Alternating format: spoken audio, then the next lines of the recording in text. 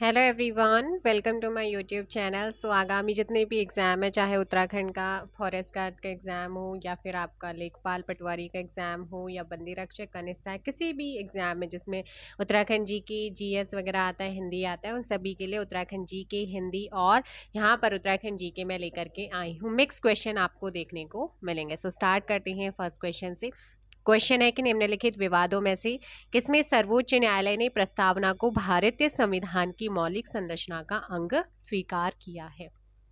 तो कौन से विवाद में किया था? तो वो किया था केशवानंद भारतीय विवाद में। वर्ष 1960 में एक विवाद होता है, बेरूबारी संघ मामले में प्रश्न उठाया गया था कि प्रस्तावना संविधान का भाग है या नहीं। तब सर्वोच्च न्यायालय ने निर्णय लिया था कि प्रस्तावना संविधान का अंग नहीं है। जब बाद में केशवानंद भारतीय विवाद आता है तो उस टाइम पे सर्वोच्च न्यायालय क्या करता है? सर्वोच्च न्यायालय यह केशवानंद भारतीय बनाम केरल राज्य में बदल दिया जाता है और कहा कि प्रस्तावना क्या है? संविधान का भाग है।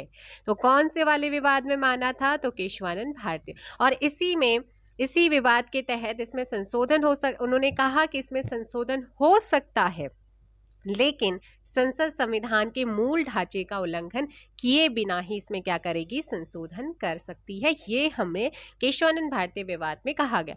भारतीय जीवन बीमा निगम मामले में भी सर्वोच्च न्यायालय ने माना था कि जो आपका प्रस्तावना है ना, वो संविधान का अंग है, लेकिन बेरूबारी वाद 1960 में उन्होंने नहीं माना। केशवानंद भारतीय बनाम वाले में उन्होंने माना था। भारतीय जीवन बीमा निगम मामले में भी उन्होंने इसे संविधान का अंग माना था, प्रियम्बल प्रस्तावना को। सो नेक्स्ट क्वेश्चन आप लोगों का यहाँ पर है, भारत के संदर्भ में निम्न में से कौन पंथ निरपेक्ष शब्द का सही भाव व्यक्त करते हैं? भारत के संदर्भ में निम्न में से कौन जो है पंथ निरपेक्ष शब्द का सही भाव व्यक्त करते हैं? सो क्लियरिटी नजर आ रही होगी कि पंथ निरपेक्ष या धर्म निरपेक्ष का मतलब होता है भारत में राज्यों का कोई भी धर्म नहीं होगा, उनके लिए सभी धर्म क्या है? इक्वल है। अब जो पंथ निरपेक्ष शब्द है ना, ये हमारा प्रियम्बल प्रस्तावना में 42वें संविधान संशोधन 1976 के द्वारा जोड़ा गया था। पंथ निरपेक्ष का मतलब होता है, पंथ निरपेक्ष राष्ट्र या राज्य से मतलब होता है ऐसे राज्य से जो किसी धर्म विशेष को राज्य के धर्म के रूप में मान्यता नहीं देता है, बल्कि वह सभी धर्मों को तटस्थ भाव से सम्मान संरक्षण प्रदान करता है, वो होता है पंथ निरपेक्ष राज्य। पंथ निरपेक्ष राज्य में धर्म व्यक्तिगत विषय माना जाता है। ठीक है, तो ये हमने कब जोड़ा, इसका मतलब क्या है, ये आप लोगों को यहाँ पर पता चल गया होगा। नेक्स्ट क्वेश्चन आप लोगों का है, निम्नलिखित शब्दों में से कौन सा शब्द 1975 में भारतीय संविधान की प्रस्तावना में सम्मिलित नहीं था? सो ये आपको ध्यान रखना, बंधुता था, संप्रभुता था, समानता था। आप जानते हैं कि 42वें संविधान संशोधन के तहत 3 शब्द जोड़े गए थे प्रस्तावना में। एक ही बार संशोधन हुआ है अभी तक हमारी प्रस्तावना में, जिसके तहत क्या हमारा समाजवादी, पंथ निरपेक्ष और अखंडता शब्दों को जोड़े, यानी कि 1975 में नहीं था, क्योंकि 42वें संविधान संशोधन 1976 के द्वारा जोड़ा गया था, इसीलिए ऑप्शन डी। और इस संशोधन से 2 नए अध्याय 4 क और 14 क और 9 नए अनुच्छेदों को भी जोड़ा गया था और 52 अनुच्छेदों में संशोधन किया गया था इसी 42वें संविधान संशोधन के तहत। इसीलिए 42वें संविधान संशोधन को क्या कहते हैं? लघु संविधान, मिनी कॉन्स्टिट्यूशंस कहा जाता है। नेक्स्ट क्वेश्चन, भारतीय संविधान की प्रस्तावना में जिन आदर्शों एवं उद्देश्यों की रूपरेखा दी गई है, उनकी व्याख्या की गई है किस रूप में या किस अध्याय में? तो प्रस्तावना में जिन आदर्शों, देखो, मूल अधिकार, राज्यों के नीति निर्देशक सिद्धांत और मौलिक कर्तव्यों के अध्याय में दिया गया है। ये चीज आपको ध्यान रखना है। प्रस्तावना संविधान के उद्देश्य को क्या करती है? प्रतिबिंबित करती है। इसका उद्देश्य क्या है? मुख्य सामाजिक, आर्थिक और राजनीतिक न्याय, विचार, अभिव्यक्ति, विश्वास, धर्म और उपासना की स्वतंत्रता, प्रतिष्ठा और अवसर की समानता, आदर्शों को क्या करना है? प्राप्त करना है। प्रस्तावना में जो भी आदर्श, जो भी उद्देश्य की जो रूपरेखा दी गई है ना, उनकी व्याख्या मूल अधिकारों में, राज्य के नीति निर्देशक तत्वों में और मौलिक अधिकार से रिलेटेड जो अध्याय हैं, जो चैप्टर हैं, वहां पर की गई है। नेक्स्ट आप लोग यहाँ पर देखेंगे क्वेश्चन नंबर नेक्स्ट आप लोगों क्वेश्चन है कि हम भारत के लोग जो है शब्दों का जो प्रयोग है संविधान में कहाँ किया गया। तो जैसे ही आप प्रियम्बल सुनते हैं और प्रियम्बल का नाम सुनते ही आपके दिमाग में आता है कि उसमें जो स्टार्टिंग होती है ना, वो स्टार्टिंग ही जो आरंभ होता है, जो प्रारंभ होता है, वो हम भारत के लोग से होता है। तो वो है आपका संविधान की प्रस्तावना। इसका मतलब है संविधान का जो मूल स्रोत है वो कौन है, मुख्य स्रोत है वो है भारत की जनता, और वही समस्त शक्तियों का क्या है, पावर पॉइंट या फिर उसका सेंटर है, पावर सेंटर है या केंद्र बिंदु है, और वह किसी बाह्य सत्ता के अधीन नहीं है। ठीक है, चलो नेक्स्ट क्वेश्चन का आंसर देंगे आप लोग। क्वेश्चन है कि भारतीय गणतंत्र की 26 जनवरी 1950 को संवैधानिक वस्तुस्थिति क्या थी जब संविधान लागू किया गया था। तो उस टाइम पे क्या था, तो उन शब्दों को हटा देना जो बाद में जुड़े थे। देखो यहाँ धर्मनिरपेक्ष, मैंने कहा धर्मनिरपेक्ष या पंथ नहीं, ये बाद में जुड़ा है। और यहाँ पर बात करते हैं हम तो समाजवादी भी बाद में जुड़ा है, लेकिन धर्मनिरपेक्ष बाद में जुड़ा है। तो यहाँ पर जो प्रॉपरली आंसर होगा संपूर्ण प्रभुत्व संपन्न लोकतंत्रात्मक गणराज्य की बात हो रही है, 26 जनवरी 1950 को लागू किया, ऑप्शन सी। यहाँ पर संपूर्ण प्रभुत्व संपन्न लोकतंत्रात्मक गणराज्य की बात की गई थी। आगे क्वेश्चन नंबर है आपका नेक्स्ट, क्या है, भारतीय संघवाद को, है ना, भारतीय संघवाद को सहकारी संघवाद किसने कहा था। तो ये एक अमेरिकी इतिहासकार थे, इन्होंने भारतीय संघवाद को सहकारी संघवाद कहा था। इनका नाम है जी ऑस्टिन।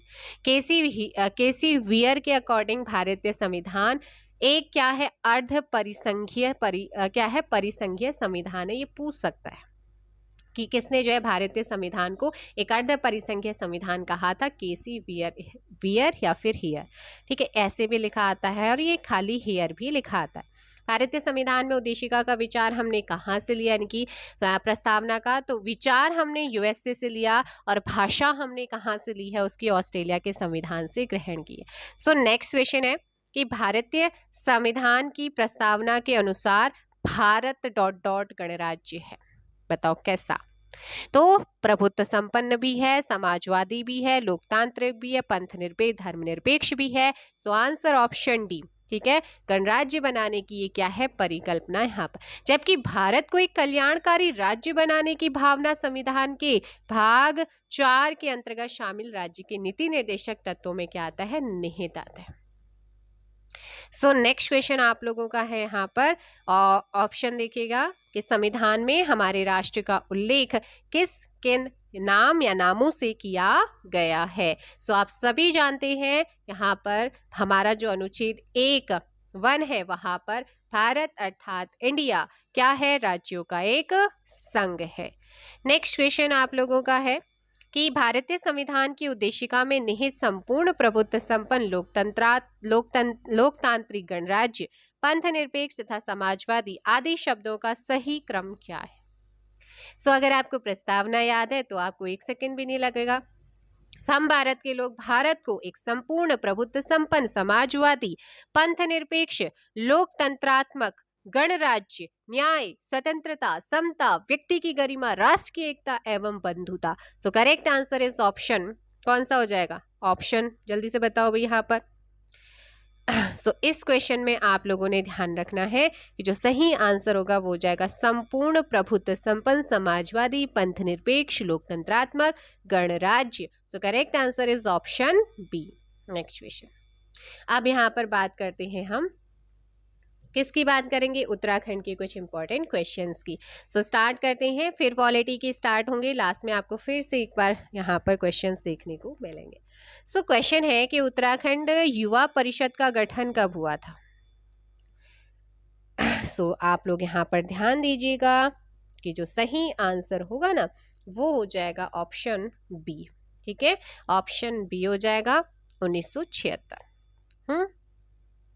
उत्तरांचल परिषद की स्थापना कब की गई थी, उत्तरांचल परिषद की स्थापना कब की गई थी। सो correct answer is option A. 1972 में उत्तरांचल परिषद की स्थापना हुई थी। क्वेश्चन नंबर 3 है, पर्वतीय राज्य परिषद का गठन कब हुआ था? पर्वतीय राज्य परिषद का गठन आपसे पूछा है। Option C 1967, 1967। नेक्स्ट है, पर्वतीय राज्य परिषद के अध्यक्ष कौन थे? दया कृष्ण पांडे। पर्वतीय जन विकास सम्मेलन 24 से 25 जुलाई 1979 में मसूरी में किस दल का गठन हुआ था? उत्तराखंड क्रांति दल का गठन हुआ था। 5 का ऑप्शन सी। नेक्स्ट क्वेश्चन है आपका, उत्तरांचल क्रांति दल के पहले अध्यक्ष कौन थे? उत्तरांचल क्रांति दल के पहले अध्यक्ष DD Pant, option A. Next question, सन 1988 में सोबन सिंह जीना की अध्यक्षता में किस परिषद का गठन हुआ? उत्तरांचल उत्थान परिषद। उत्तराखंड क्रांति दल का विभाजन किस वर्ष हुआ था? 1987। राज्य के सभी संगठनों को मिलकर आंदोलन चलाने हेतु उत्तरांचल संयुक्त संघर्ष समिति का गठन कब किया गया था? 1989 में हुआ था। 9 का ऑप्शन डी। नेक्स्ट क्वेश्चन है, कम्युनिस्ट पार्टी के महासचिव पीसी जोशी ने कुमाऊं राष्ट्रीय मोर्चे का गठन कब किया था? 3 अक्टूबर 1970 ईस्वी को। ठीक है। 1990 में उत्तर प्रदेश विधानसभा में पृथक राज्य का पहला प्रस्ताव किस व्यक्ति के द्वारा रखा गया था? जशवंत सिंह बिष्ट के द्वारा रखा गया था। एंड आप सभी जो भी मेरे साथ जुड़े हुए हैं, आप लोग अगर चैनल पर नए आए हैं तो चैनल को एक बार जल्दी से क्या कर लीजिएगा, सब्सक्राइब कर लीजिए और सब्सक्राइब करने के साथ बेल आइकन को प्रेस जरूर कीजिएगा। उत्तराखंड क्रांति दल के उपाध्यक्ष त्रिवेंद्र सिंह पंवार ने संसद में पत्र बम किस वर्ष फेंका था? 23 अप्रैल 1987 को। 12 का ऑप्शन सी। नेक्स्ट है, संयुक्त उत्तराखंड राज्य मोर्चा का गठन बहादुर राम टमटा द्वारा किस वर्ष किया गया था? 1994। नेक्स्ट है, 8 पर्वतीय जिलों को साथ मिलाकर उत्तराखंड की राजधानी गैरसैंण बनाने की सिफारिश किस समिति द्वारा की गई थी? रमाशंकर कौशिक समिति। कौशिक समिति ने अपनी रिपोर्ट कब पेश की थी? ऑप्शन डी मई 1994 को। नेक्स्ट है कि स्थायी राजधानी चयन आयोग का गठन कब किया गया था? 11 जनवरी 2001 को। आगे है, निम्न में से बाटा घाटा कांड कब हुआ था? तो ये बाटा घाटा कांड आपका होता है 15 सितंबर 1994 को, ऑप्शन बी। सो 17 का ऑप्शन बी। उत्तराखंड छात्र युवा संघर्ष समिति कब बनी थी? सितंबर 1994 को। इंद्रमणि बड़ौनी जी ने आमरण अनशन किस वर्ष किया था? इन्होंने 2 अगस्त 1994 को किया था। 19 का बी। खटीमा गोलीकांड घटित हुआ था कब? 1 सितंबर 1994 को। खटीमा गोलीकांड की जांच किसके अधीन हुई थी? तो ये एस श्रीवास्तव के अधीन हुआ था। 21 का डी। नेक्स्ट क्वेश्चन है, किस कांड को क्रूर शासक की क्रूर हिंसा कहा गया है? किस कांड को क्रूर शासक की क्रूर हिंसा कहा गया है? रामपुर तिराहा कांड। किस व्यक्ति ने मुजफ्फरनगर कांड को पूरे देश व सभ्य समाज पर एक कलंक बताया था? चंडी प्रसाद भट्ट। निम्न में से श्रीयंत टापू कहाँ स्थित है? श्रीनगर गढ़वाल। उत्तराखंड का द्वितीय विधानसभा भवन बनाया गया है। सो दूसरा कहाँ पर बना है? 25 का ऑप्शन बी, भराड़ीसैंण में, चमोली। उत्तरांचल प्रदेश क्यों पुस्तक किनके द्वारा लिखी गई है? 26 बी, भगत सिंह कोश्यारी के द्वारा। नेक्स्ट है कि राज्य आंदोलनकारी यशोधर बेंजवाल जी व राजेश रावत जी कब शहीद हुए थे? 10 नवंबर 1995 को, ऑप्शन सी। किस वर्ष श्रीयंत टापू की घटना हुई थी? 10 नवंबर 1995 को। नेक्स्ट है कि लाल किले की प्राचीर से प्रधानमंत्री एस.डी. देवगौड़ा ने उत्तराखंड राज्य निर्माण घोषणा कब की थी? 15 अगस्त 1996 को। 29 का बी। निम्न में से राज्य गठन उत्तराखंड के समय उत्तर प्रदेश के मुख्यमंत्री कौन थे? सो दैट टाइम पे जो वर्तमान के डिफेंस रक्षा मंत्री हैं राजनाथ सिंह वो थे। उत्तराखंड आंदोलनकारियों ने संविधान बचाओ यात्रा कब निकाली थी? 25 जनवरी 1995 को 32 दिनों तक खैट पर्वत टिहरी में राज्य आंदोलनकारियों ने कब अनशन किया था? सो ये किया था जनवरी 1996 में। नेक्स्ट क्वेश्चन है कि उत्तर प्रदेश पुनर्गठन विधेयक लोकसभा में कब पारित किया गया था? 1 अगस्त 2000 को, 1 अगस्त 2000। नेक्स्ट क्वेश्चन है राज्यसभा में उत्तर प्रदेश पुनर्गठन विधेयक कब पारित हुआ था? 10 अगस्त 2000। उत्तराखंड क्रांति दल का विभाजन किस वर्ष हुआ था? 1987 में हुआ था। इसके बाद हम बात करेंगे राष्ट्रपति KR नारायण ने राज्य विधेयक पर कब हस्ताक्षर किए? 28 अगस्त 2000। गैरसैंण को राजधानी बनाने हेतु किस समिति के द्वारा सिफारिश की गई? कौशिक समिति। दीक्षित आयोग ने स्थायी राजधानी हेतु कितने शहरों का चयन किया था? इसमें सो correct answer is option A 5। स्थायी राजधानी चयन आयोग का कार्यकाल कितनी बार बढ़ाया गया था? 11 टाइम्स। नेक्स्ट क्वेश्चन आप लोगों का है कि किस दल ने गैरसैंण का नाम चंद्रनगर रखा था? उत्तराखंड क्रांति दल। दीक्षित आयोग ने किन 2 शहरों को स्थायी राजधानी बनाने हेतु योग्य माना था? इसने एक तो देहरादून को, दूसरा काशीपुर को, तो ऑप्शन डी हो जाएगा। ठीक है, option D. And Uttarakhand GK का last question, justice Virendra Dikshit आयोग के अध्यक्ष कौन बने? दीक्षित कब बने थे? ठीक है, जस्टिस वीरेंद्र दीक्षित आयोग के जो अध्यक्ष बने थे वो कब बने थे? सो इस क्वेश्चन में आपका 42 का ए हो जाएगा 1 फरवरी 2003 को। अब हम बात करते हैं यहाँ पर आपका कुछ साहित्य से रिलेटेड क्वेश्चंस मैंने रखे हैं। प्रीवियस ईयर क्वेश्चंस हैं ये आपके एग्जाम के। दाजियू जो रचना है वो किसकी रचना है? सो शेखर जोशी जी की। भक्तिन महादेवी वर्मा की किस विधा की रचना है? संस्मरणात्मक। एक कहानी यह भी के रचनाकार कौन है? मनु भंडारी। जैसे उसे याद दिलाता हो उसका बचपन जब वह नौसिखिया था, ये पंक्तियां किस कवि की हैं? सो क्वेश्चन नंबर 4 ए मंगलेश डबराल। उधो तुम हो अति बड़भागी, यह पंक्ति किस कवि की है? सूरदास। इनमें से सबसे पुरानी भाषा कौन सी है? संस्कृत। भक्तिन के रचनाकार महादेवी वर्मा। पश्चिमी जर्मनी पर एक उड़ती नजर संस्मरण संग्रह के रचनाकार मनोहर श्याम जोशी, ऑप्शन सी। काव्य रचना कुकुरमुत्ता के रचनाकार कौन है? सूर्यकांत त्रिपाठी निराला। आपका बंटी किस विधा की रचना है? उपन्यास। नेक्स्ट आप लोगों का है, किस कवि को एक भारतीय आत्मा कहा जाता है? माखनलाल चतुर्वेदी। सूर्यकांत त्रिपाठी निराला ने निम्न में से किस पत्रिका का संपादन किया?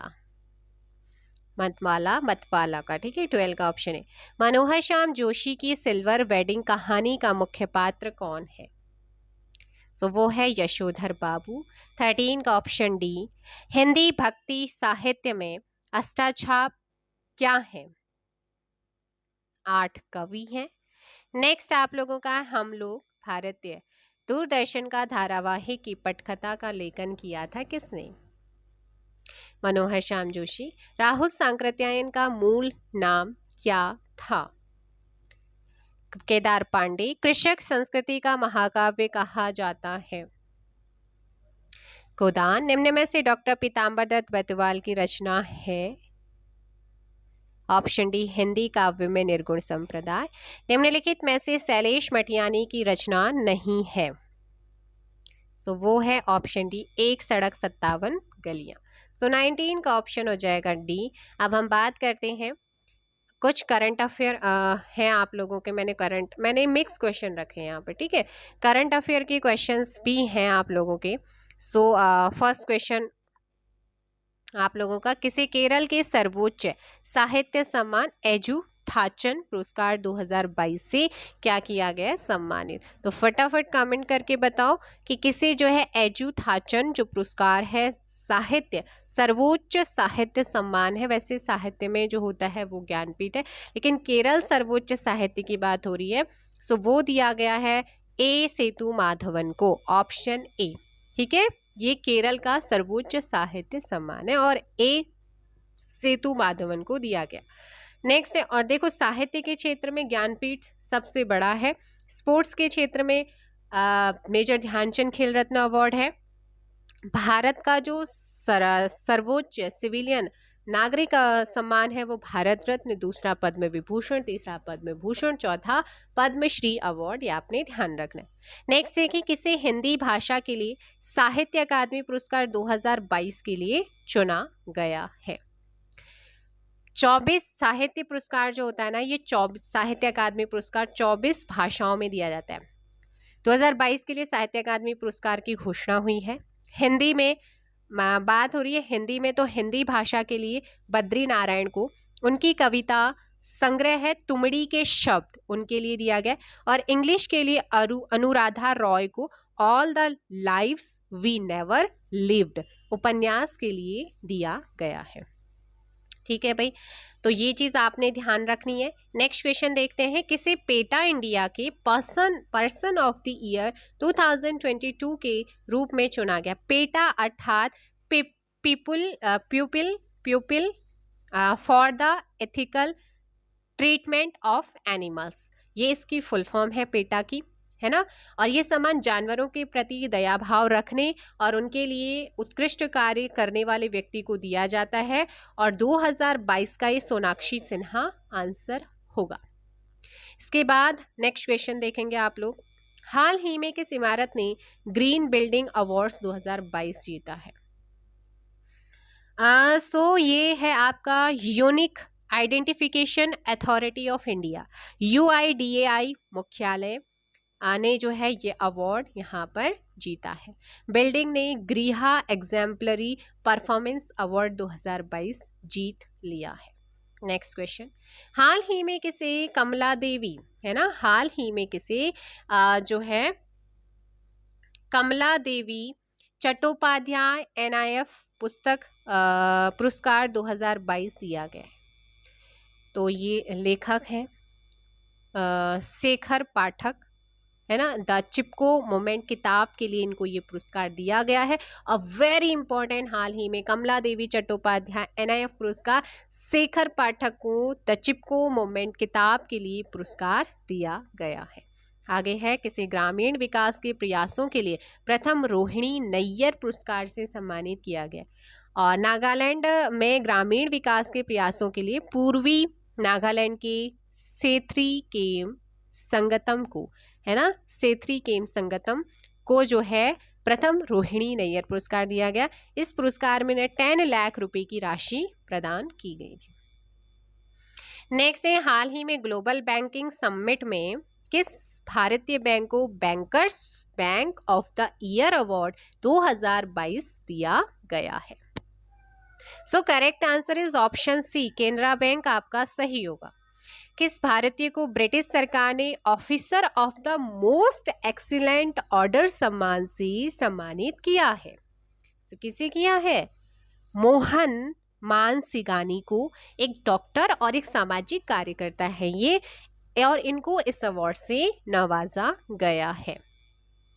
टाइम मैगजीन ने किसे time person of the year 2022 चुना है, जो कि बहुत ज़्यादा चर्चा में भी रहे थे। और टाइम मैगजीन ने किसे time person of the year 2022 चुना है, सो यूक्रेन के प्रेसिडेंट व्लादिमीर जेलेंस्की को। सो correct answer is option A, है ना। नेक्स्ट है, किस भारतीय मूल के नागरिक को अमेरिका के presidential lifetime achievement award 2022 से सम्मानित किया गया है। So correct answer is Krishna V Lala. ठीक है, कृष्णा वी वाला।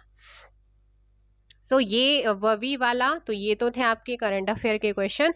अगेन पॉलिटी के क्वेश्चन स्टार्ट हो रहे हैं। 6 से 14 वर्ष की आयु के सभी बच्चों को शिक्षा का अधिकार, कैसा अधिकार है? तो ये आर्टिकल 21A या फिर हिंदी में इसे क कहा जाता है। इसके अंतर्गत 6 से 14 वर्ष की आयु के सभी बच्चों को निःशुल्क और अनिवार्य शिक्षा का मौलिक अधिकार प्राप्त। ये मौलिक जो हमारा अधिकार है ये संसद के द्वारा 86वें अमेंडमेंट एक्ट संविधान संशोधन अधिनियम 2002 के थ्रू या उसके द्वारा संविधान में शामिल किया गया है। और इस लक्ष्य की प्राप्ति हेतु संसद द्वारा शिक्षा का अधिकार 2009 पारित किया, जो कि 1 अप्रैल 2010 से प्रभावी हुआ है। नेक्स्ट क्वेश्चन, आप लोगों का क्वेश्चन है, भारतीय संविधान का कौन सा अनुच्छेद अस्पृश्यता छुआछूत का उन्मूलन करता है? तो वो अनुच्छेद है हमारा 17। ठीक है, अस्पृश्यता के प्रयोग एवं उसे बढ़ावा देने या उससे रिलेटेड विवाद के कारण उत्पन्न किसी प्रकार की निर्योग्यता को दंडित करने के एम से संसद के द्वारा अस्पृश्यता अधिनियम कब पारित हुआ? 1955। वर्ष 1976 में इसमें संशोधन करके इसका नाम नागरिक अधिकार संरक्षण अधिनियम 1955 कर दिया गया है। चलो नेक्स्ट का आंसर, निम्नलिखित में से कौन सा मूल अधिकार विदेशी नागरिकों को प्राप्त नहीं है? नहीं है तो देखो भाई, आर्टिकल 15, आर्टिकल 16, 19, 29 और 30 ये विदेशी नागरिकों को प्राप्त नहीं है। सो ऐसे अगर मैं बात करूं तो 19 में अभिव्यक्ति की स्वतंत्रता है ना, तो अभिव्यक्ति की स्वतंत्रता अनुच्छेद 19 में, और अनुच्छेद 19 विदेशी नागरिकों को प्राप्त नहीं है। भारत में ज़्यादातर जो मूल अधिकार है वो विदेशी नागरिकों को भी प्राप्त हैं, जैसे विधि के समक्ष क्षमता अनुच्छेद 14 में है, अपराधों के लिए दोष सिद्धि के संबंध में संरक्षण 20 में है, अनुच्छेद प्राण एवं दैहिक स्वतंत्रता के अधिकार अनुच्छेद 21 में है, शोषण के विरुद्ध अनुच्छेद 23 और 24 में है, धर्म की स्वतंत्रता 25, 26, 28 में, लेकिन 29 और 30 नहीं प्राप्त है। 15, 16, 19, 29, 30 ये विदेशी नागरिकों को प्राप्त नहीं है ये मौलिक अधिकार। सो बात करते हैं नेक्स्ट क्वेश्चन की, तो इसका आंसर क्या हो जाएगा? ऑप्शन बी, मूल अधिकारों से संबंधित विवाद निम्नलिखित में से कौन सा है? सो बताओ, मूल अधिकारों से रिलेटेड विवाद निम्न में से गोलकनाथ बनाम पंजाब राज्य 1967 है। इसमें सर्वोच्च न्यायालय ने निर्णय दिया कि संसद मौलिक अधिकार में संशोधन नहीं कर सकती। और वहीं केशवानंद भारतीय बनाम केरल राज्य विवाद 1973 में सर्वोच्च न्यायालय ने कहा कि संसद मूल ढांचे का उल्लंघन किए बिना मौलिक अधिकारों में भी संशोधन कर सकती है। ठीक है, अब किस में कर सकती है नहीं, तो वो चीज आपको ध्यान रखना है। नेक्स्ट क्वेश्चन क्या है आपका? नेक्स्ट क्वेश्चन कि प्रेस की स्वतंत्रता किस अधिकार में निहित है? सो प्रेस की स्वतंत्रता ये भाषण की स्वतंत्रता अर्थात अनुच्छेद 19(1) के क में प्रदत्त वाक एवं अभिव्यक्ति की स्वतंत्रता में ही प्रेस की स्वतंत्रता निहित है, और प्रेस को साधारण नागरिकों से अलग विशिष्ट अधिकार प्राप्त नहीं है। और देखो भाई, भारतीय संविधान में स्पष्ट रूप से प्रेस की स्वतंत्रता का उल्लेख नहीं, लेकिन साकर पेपर मिल्स बनाम साकल, ठीक है ना, साकल पेपर मिल्स बनाम भारत संघ मामले में उच्चतम न्यायालय ने स्पष्ट किया था कि अनुच्छेद 19(1) का जो क है, ए पॉइंट है, वहां पर प्रदत्त वाक एवं अभिव्यक्ति की स्वतंत्रता में ही प्रेस की स्वतंत्रता भी निहित है, और प्रेस को साधारण नागरिकों से अलग विशेष अधिकार प्राप्त नहीं है। तो इसीलिए हम इसे 19 के 1 के क में शामिल करते हैं, यानी कि ए में 19(1) के ए में इसको शामिल किया गया। नेक्स्ट क्वेश्चन आंसर हो जाएगा बी। नेक्स्ट क्वेश्चन क्या है आप लोगों का? भारतीय संविधान का अनुच्छेद 19 प्रदान करता है कितने प्रकार की स्वतंत्रता? तो ये नागरिकों को 6 प्रकार, और अनुच्छेद 19 से विदेशियों को प्राप्त नहीं है। सो अभिव्यक्ति, सम्मेलन करने, संघ बनाने, आबाद रूप से संचरण करने, निवास एवं व्यापार की यहाँ पर स्वतंत्रता की बात की गई है। नेक्स्ट क्वेश्चन है कि निम्नलिखित में से कौन सा अधिकार भारतीय संविधान द्वारा प्रदत्त एक मौलिक अधिकार नहीं है? तो मौलिक अधिकार पहले हमें 7 प्राप्त थे, लेकिन संपत्ति का अधिकार अब वर्तमान में मौलिक अधिकार के अंतर्गत नहीं आता है। So correct answer is option C. 44वें संविधान संशोधन 1978 के द्वारा संपत्ति के अधिकार से संबंधित मौलिक अधिकार 19(1) का जो च था ना, 19(1) का जो च था और अनुच्छेद 31 को सूची से हटा दिया और इसे 300 क के अंतर्गत क्या कर दिया है, एक विधिक अधिकार बना दिया गया। किस अपराध के अभियुक्त को स्वयं अपने विरुद्ध गवाही देने के लिए बाध्य नहीं किया जा सकता है? भारतीय संविधान के किस अनुच्छेद में ये प्रबंध है? तो ये है अनुच्छेद 20 का 3rd में, और वहीं अनुच्छेद 21 में प्राण और दैहिक स्वतंत्रता का अधिकार प्राप्त है, और अनुच्छेद 22 के अंतर्गत कुछ दशाओं में गिरफ्तारी और निरोध से संरक्षण का प्रावधान किया गया है। आगे क्वेश्चन है कि भारत के संविधान के किस अनुच्छेद के अंतर्गत सशस्त्र बलों के सदस्यों के मौलिक अधिकारों को विशेष रूप से प्रतिबंधित किया जा सकता है? वो आपका अनुच्छेद 33 में है ना। संसद को शक्ति प्रदान करता है कि वो सशस्त्र बल और खुफिया एजेंसियों और लोक व्यवस्था बनाए रखने वाले सुरक्षा बलों के मूल अधिकार को सीमित करने वाली विधियां बना सकती है। ठीक है, आर्टिकल 33। नेक्स्ट क्वेश्चन कि अल्पसंख्यकों के हितों की सुरक्षा पर किस अनुच्छेद में प्रावधान किया गया है? तो अल्पसंख्यक वर्ग के हितों के संरक्षण से रिलेटेड है अनुच्छेद 29, जो कि आपका विदेशियों को प्राप्त नहीं, जिसके अकॉर्डिंग भारत के राज्य क्षेत्र में या उसके किसी भाग के निवासी या नागरिक को अपनी भाषा, लिपि, संस्कृति को बनाए रखने का क्या मिला है, यहाँ पर अधिकार दिया गया है। मंडल आयोग द्वारा अपनी रिपोर्ट किस वर्ष प्रस्तुत की गई थी? मंडल आयोग सामाजिक और शैक्षणिक रूप से पिछड़े वर्गों की स्थिति जानने के लिए 20 दिसंबर 1978 को मोरारजी देसाई की सरकार ने बिहार के पूर्व प्रधानमंत्री बीपी मंडल की अध्यक्षता में एक पिछड़ा वर्ग आयोग का गठन किया। तो ये किया था कब? 20 दिसंबर 1978 को। अब ऑप्शन में 78 नहीं है ना, और अब 78 नहीं है, बट आगे सुनो, गठन होता है, इसकी घोषणा की थी पिछड़ा क्या था, बीपी मंडल के अध्यक्षता में पिछड़ा वर्ग आयोग के गठन की घोषणा हुई, और इस आयोग ने अपनी जो रिपोर्ट है ना वो 12 इसने जो है अपनी रिपोर्ट 1980 को प्रस्तुत करते हुए पिछड़े वर्गों के लिए 27% आरक्षण की सिफारिश की थी। तो इसने अपनी रिपोर्ट 1980 में सौंपी। अब किस वर्ष प्रस्तुत की है उसने अपनी आयोग की घोषणा कब किया, बना कब था? तो 1978, लेकिन इसने जो रिपोर्ट सौंपी वो 1980 में सौंपी थी। ऑप्शन यहाँ पर हो जाएगा, क्या हो जाएगा? बी, सी, 1980। नेक्स्ट क्वेश्चन, भारतीय संविधान के किस भाग में नागरिकों को मौलिक अधिकारों का जो है उल्लेख किया गया? आप जानते ही होंगे अनुच्छेद 12 से लेकर के 35 तक मौलिक अधिकार दिए गए हैं, और वो है भाग 3 है ना। भाग 3 आपने याद रखना है, क्योंकि हमने अमेरिका के संविधान से इन्हें ग्रहण करा है।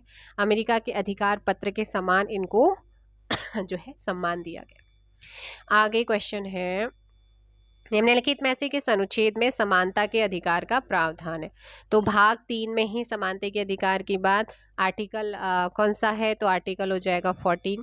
14 से लेकर के 18 तक में समानता के अधिकार की बात की गई है। 14 में राज्य नागरिकों को विधि के समक्ष क्षमता से या विधियों के समान संरक्षण से वंचित नहीं करेगा।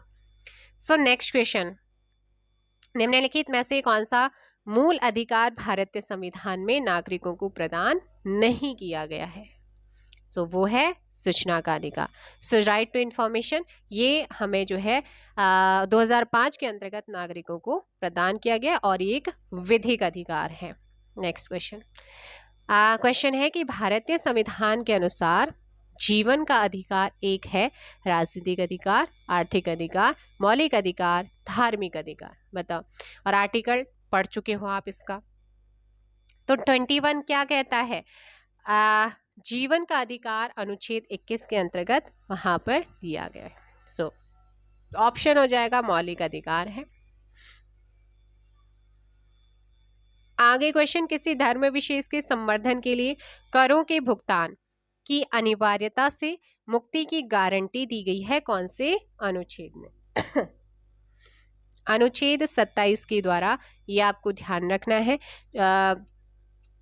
जो है राज्य किसी ऐसे कर को व्यक्ति को देने के लिए बाध्य नहीं करेगा जो किसी धर्म या धार्मिक संप्रदाय की उन्नति में खर्च किया जाना हो। तो लेकिन राज्य कोई भी धार्मिक सुविधा देने के लिए शुल्क आरोपित कर सकता है, ये भी वहाँ पर कहा गया है। नेक्स्ट क्वेश्चन है कि बंधुआ मजदूरी उन्मूलन अधिनियम संसद के किस वर्ष जो है वो पारित हुआ था? तो ये 1976 में ही हुआ था। आर्टिकल 23 जो है अनुच्छेद 23 मानव के दुर्व्यापार या बलात् श्रम का प्रतिषेध करता है, जिसे बंधुआ मजदूरी उन्मूलन अधिनियम 1976 के द्वारा लागू किया गया। इस कानून के अंतर्गत बिना भुगतान की मजदूरी कराना गैर कानूनी घोषित किया, और 35 का जो सेकंड पार्ट है उसके अकॉर्डिंग संसद ऐसे कार्य के लिए जो भाग 3 है उसके अधीन अपराध घोषित किए गए हैं दंड विहित करने के लिए कानून बना सकती है। नेक्स्ट है मूल अधिकारों के अंतर्गत कौन सा अनुच्छेद और हाँ एक चीज और, 2 जून 2017 को बाल श्रम संशोधन अधिनियम 2017 के अकॉर्डिंग 14 वर्ष से कम आयु के बच्चों के नियोजन पर पूर्ण प्रतिबंध लगाया गया, जबकि 14 से 18 वर्ष के किशोरों को खतरनाक व्यवसायिक नियोजन पर भी पूर्ण प्रतिबंध है। ठीक है, नेक्स्ट हाँ इस क्वेश्चन का आंसर देंगे कि मूल अधिकारों के अंतर्गत कौन सा अनुच्छेद बालकों के नियोजन से प्रत्यक्ष रूप से संबंधित है? आर्टिकल 24। ठीक है, और इसी आर्टिकल के अकॉर्डिंग 14 वर्ष से कम आयु के बच्चे को कारखाने यानी किसी जोखिम वाले जो कार्य होते हैं उसमें शामिल नहीं किया जा सकता है। निम्नलिखित में से कौन सी रिट व्यक्तिगत स्वतंत्रता का बुलवर्क है? So correct answer is option B, बंदी प्रत्यक्षीकरण। बंदी प्रत्यक्षीकरण का मतलब होता है व्यक्ति के सशरीर, उस व्यक्ति को जो गिरफ्तार किया गया व्यक्ति है उसको सशरीर प्रस्तुत करें। इस रेट के द्वारा उच्चतम न्यायालय आर्टिकल 32 एवं उच्चतम यानी कि सर्वोच्च न्यायालय अनुच्छेद 32 और हाई कोर्ट अनुच्छेद 226 के द्वारा किसी अवैध रूप से निरुद्ध व्यक्ति को छोड़ने के लिए क्या करती है? आदेश जारी कर सकता है। बंदी प्रत्यक्षीकरण को व्यक्तिगत स्वतंत्रता का क्या कहा गया है? बुलवर्क कहते हैं। नेक्स्ट क्वेश्चन है आप लोगों का, निम्नलिखित में से किसको संविधान द्वारा मौलिक अधिकारों के संरक्षण की शक्ति दी गई है? तो वो है सर्वोच्च न्यायालय और उच्च न्यायालय यानी कि सुप्रीम कोर्ट और हाई कोर्ट को। ठीक है, और डॉक्टर भीमराव अंबेडकर ने ही इस अनुच्छेद को 32 जो अनुच्छेद है हमारा आर्टिकल 32 के तहत ऐसा होता है, और आर्टिकल 32 को भीमराव अंबेडकर ने क्या कहा है? सो संविधान का हृदय और आत्मा इसे कहा है। ठीक देखो भाई, न्यायालय 5 प्रकार के रिट जारी कर सकते हैं यहाँ पर, बंदी प्रत्यक्षीकरण, परमादेश, प्रतिषेध, अधिकार परीक्षा, उत्प्रेषण रिट। ठीक है, और 32 अनुच्छेद 32 के अंतर्गत सुप्रीम कोर्ट को जो है सुप्रीम कोर्ट की रिट अधिकारिता केवल मौलिक अधिकारों के उल्लंघन के मामले तक सीमित है, लेकिन अनुच्छेद 226 के अंतर्गत जो हाई कोर्ट होते हैं वो अधिकारिता उसकी अधिकारिता में मूल अधिकारों के उल्लंघन के साथ साथ अन्य विषय भी शामिल होता है। जो अनुच्छेद 32 है ना, उसके द्वारा सुप्रीम कोर्ट केवल और केवल मौलिक अधिकारों के हनन होने पर क्या करता है? वहाँ पर रिट वगैरह जारी करता है, लेकिन हाई कोर्ट को मौलिक अधिकारों के अलावा भी अन्य विषयों पर रिट जारी करने का अधिकार है। आगे क्वेश्चन क्या है आप लोगों का, उच्चतम न्यायालय के अनुसार निजी भवनों के ऊपर राष्ट्रीय ध्वज को फहराना संविधान के किस अनुच्छेद के अंतर्गत सम्मिलित किया गया? सो यहाँ पर आपने ध्यान रखना है, इसका जो सही आंसर होगा हो जाएगा ऑप्शन बी, अनुच्छेद 19(1) का।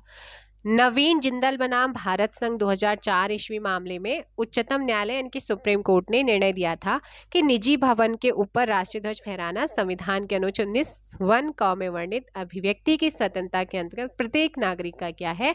मौलिक अधिकार है। मौलिक अधिकार निलंबित किए जा सकते हैं तो मौलिक अधिकारों को निलंबित कौन कर सकता है? जल्दी से बताओ।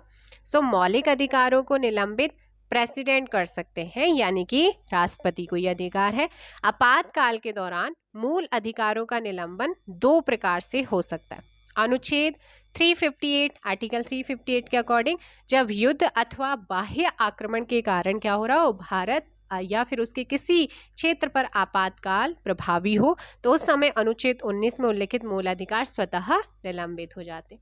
और दूसरा अनुच्छेद 359 359 में राष्ट्रपति को यह अधिकार प्रदान किया गया है कि वह आपातकाल के समय अनुच्छेद 20 व 21 को छोड़कर अन्य किसी भी मूल अधिकारों को क्या कर सकता है, प्रवर्तन निलंबित कर सकते हैं। नेक्स्ट क्वेश्चन है, निवारक नजरबंदी के अंतर्गत किसी व्यक्ति को बिना मुकदमा चलाए कितने दिनों तक बंदी बनाया जा सकता है? तो अनुच्छेद तो ये 3 माह तक, 3 मंथ। संविधान का जो आर्टिकल 226 है ना, 226 इसका जो पार्ट 4 है उसके अंतर्गत निवारक नजरबंदी का प्रावधान किया गया है, जिसके अकॉर्डिंग किसी व्यक्ति को बिना मुकदमा चलाए 3 माह तक बंदी बनाया जा सकता है। लेकिन यदि किसी व्यक्ति को इससे अधिक समय तक नजरबंदी में रखा हो तो उच्च न्यायालय के न्यायाधीश की अध्यक्षता वाली समिति की अनुशंसा अवश्य होगी। सो भाई ये थे आज के कुछ important questions. I hope so आप सभी को सेशन पसंद आया होगा। सेशन पसंद आया तो जल्दी से वीडियो को क्या करेंगे, लाइक करेंगे, शेयर करेंगे, और चैनल पर नए आए तो चैनल को सब्सक्राइब जरूर कीजिएगा। मिलते हैं नेक्स्ट वीडियो में। Thank you so much.